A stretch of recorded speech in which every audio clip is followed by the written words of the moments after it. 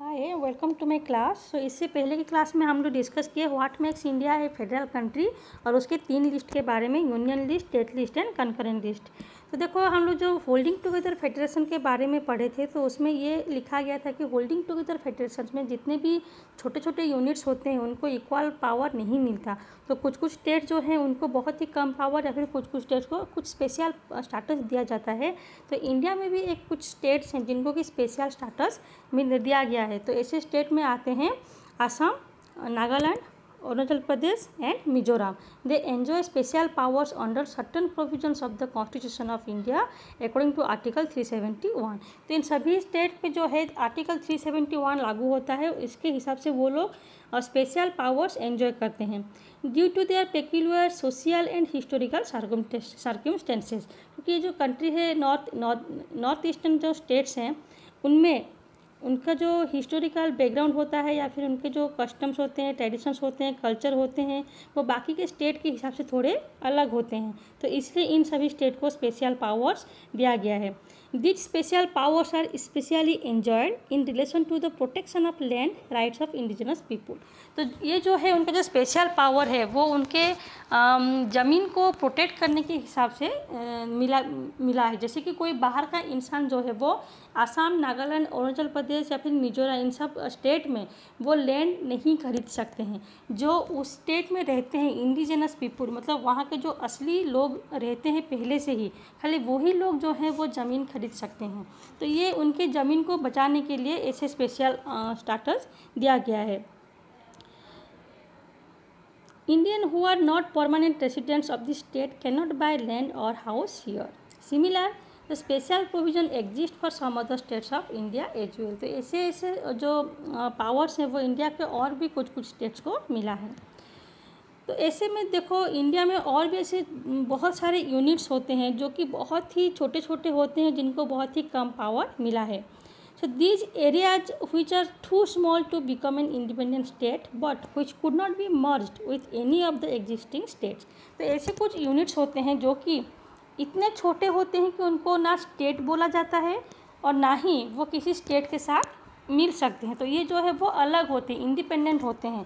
तो ऐसे एक से एरिया जो होते हैं जैसे कि चंडीगढ़, लक्षद्वीप और दिल्ली, तो ये जो सभी एरिया को हम लोग बोलते हैं यूनियन टेरिटोरीज। तो these territories do not have the powers of A state. और ये जो यूनियन टेरिटोरीज होते हैं उनके पास पावर्स के स्टेट के जितना पावर्स नहीं होता है। और the central government has special powers in running this areas. तो यूनियन टेरिटोरी जो होता है उसको रन करने के लिए सेंट्रल गवर्नमेंट के पास जो होता है पावर रहता है। The sharing of powers between the union government and the state government is basic to the structure of the constitution.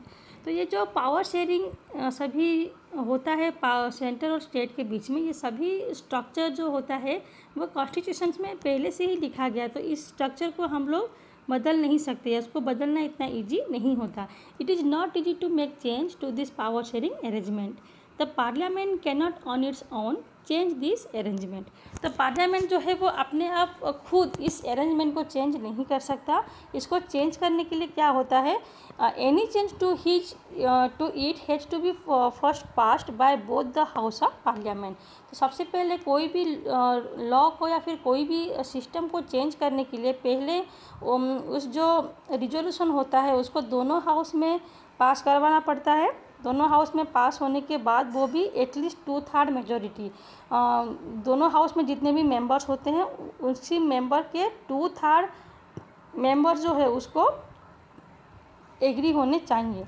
Then it has to be ratified by the legislature of at least half of the total seats. उसके बाद जब legislature के जितने भी members होते हैं, जितने भी स्टेट होते हैं, उसके कम से कम आधा स्टेट जो है उसके ऊपर राजी होने चाहिए। तो इस सभी सिस्टम के बाद ही कोई भी पावर शेयरिंग अरेंजमेंट में चेंज हो सकता है। Then the judiciary plays an important role in overseeing the implementation of constitutional provisions and procedures. तो जुडिशरी के पास ये पावर होता है कि वो जो होते हैं, ये जो पावर शेयरिंग का जो सिस्टम होता है या फिर ये सब जो है वो ठीक से इम्प्लीमेंट हो रहा है कि नहीं, ठीक से लागू हो रहा है कि नहीं, जितने भी कॉन्स्टिट्यूशनल प्रोविजंस हैं वो सभी का जो प्रोसीजर ठीक से हो रहा है कि नहीं, ये सभी देखने का काम होता है जुडिशरी का। अगर किसी भी केस में सेंटर और स्टेट के बीच में या स्टेट और स्टेट के बीच में पावर शेयरिंग को लेके कोई भी डिस्प्यूट होता है या लड़ाई झगड़ा होता है, तो हाई कोर्ट और सुप्रीम कोर्ट जो है दोनों के बीच के लड़ाई को सॉल्व करने की कोशिश करते हैं। Then union government and the state government have the power to raise resources by levying taxes in order to carry on the government and the responsibilities assigned to each of them.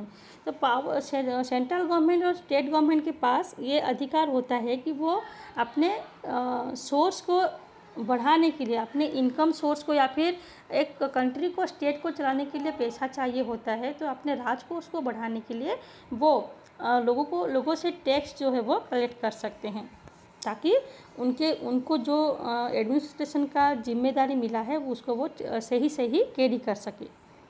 Thank you.